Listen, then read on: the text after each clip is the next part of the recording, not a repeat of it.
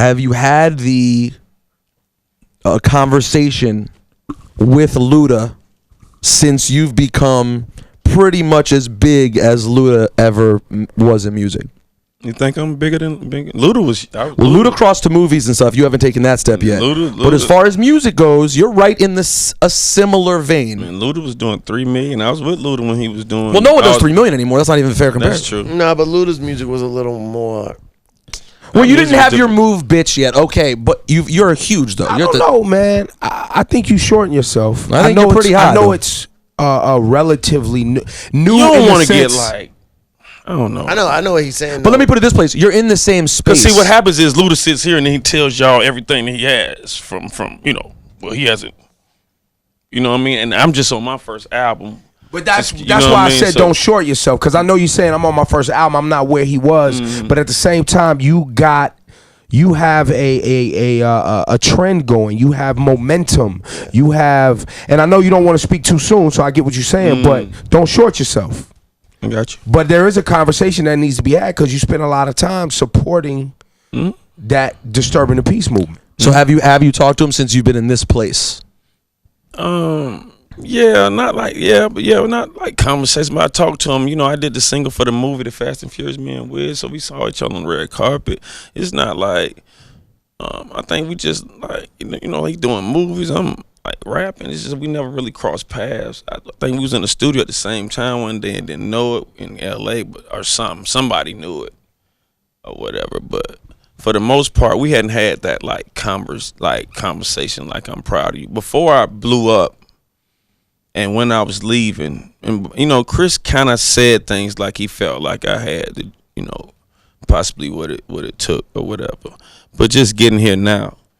And I know like that's like my brother, he a Virgo, we one day apart and stuff like that, so I know a lot about him, and so it's like it's hard for me to, because I know it's like when you know people's moms and kids, it's hard for you to like, because rap essentially is entertainment, a lot of the times, and when it gets out of that boundary, that's when things get taken out of proportion. But for the most part, when all these people taking shots or whatever, it's just, I don't feel like, so for me, I touch on some of the things on the new album as well, like where I came from, and of course, I'm in a different tax bracket, and I've grown, I go on stage sometimes, and I actually like pray while I'm rapping. Like I look out, I'm in London, there's 60,000 like white people knowing I love them stripper songs that wasn't even really singles, and so I realize I'm blessed. But the whole thing about like Luda is like I learned from that stuff there. But I grew up, you had that kid that just becomes like this knucklehead that just thinks he knows.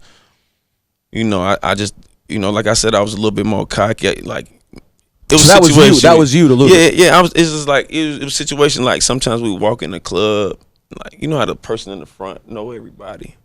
Stop, so the whole line have to stop.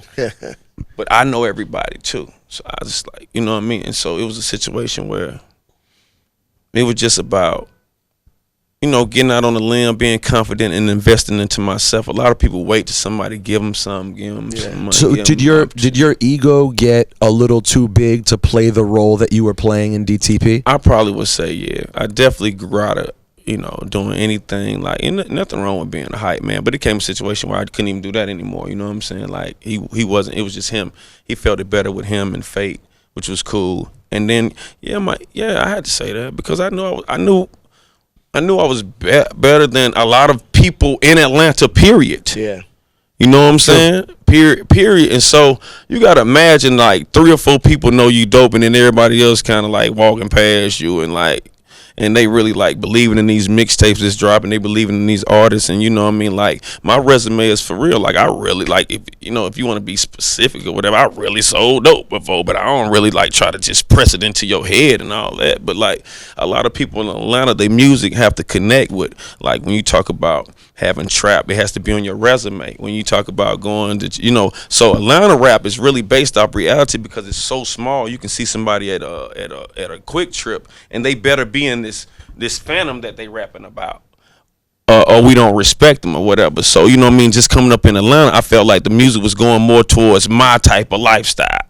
You know what I'm saying? And like you said earlier, like Chris had different kind of music. It's always been we had Snap, we had this, but then when you have T.I. opened the door for like Jeezy, and then Jeezy opened the door like, you know, Jeezy was a part of like this BMF era where it was like really a bunch of rich ass niggas buying bar. These niggas like Jeezy had a Lambo in 2005. You know what I'm saying? I had a 745. This is like back then we've been riding foreign. So when I come in the game, I'm wearing Gucci, I'm doing all this stuff. I'm highly confident in niggas because I was getting it from the mud on niggas. But I was supposed to be signed to a label. Line right there was incredible. Yeah, I was supposed to be signed to a label, but it's like if I don't hustle, then how I'm, you know what I'm saying? I'm making below poverty level. If I don't hustle, then how the Then hell what do you I'm, make? you know? Yeah. So would it mean something to you though at some point to have that conversation where maybe you're able to tell Luda about where you were and he's able to say, "Yo, I'm proud of you. You made it to the spot." Man, I know he proud of me. I ain't tripping, man. The night, like because we so close. Yeah, the night, like we so close or whatever. We hadn't talked. I had probably left DTP. We hadn't talked for nothing. But like I think the night before my pop passed, because bro, his pop passed on him in a similar situation. I called Luda, and him and my pop was cool. They wore the same size shoe. Pop would say, "Boy, give me," you know, whatever. So I said, "Hey, bro, you know, I just called him like, you know, probably come up here." My pop couldn't even. He was on a breathing machine and everything. And so Chris came on. He came by himself. You know what I'm saying? Came to the hospital by himself. I was up there with my dude. He came in, and he was like, his dad was kind of like this too, but he was like, he can hear you.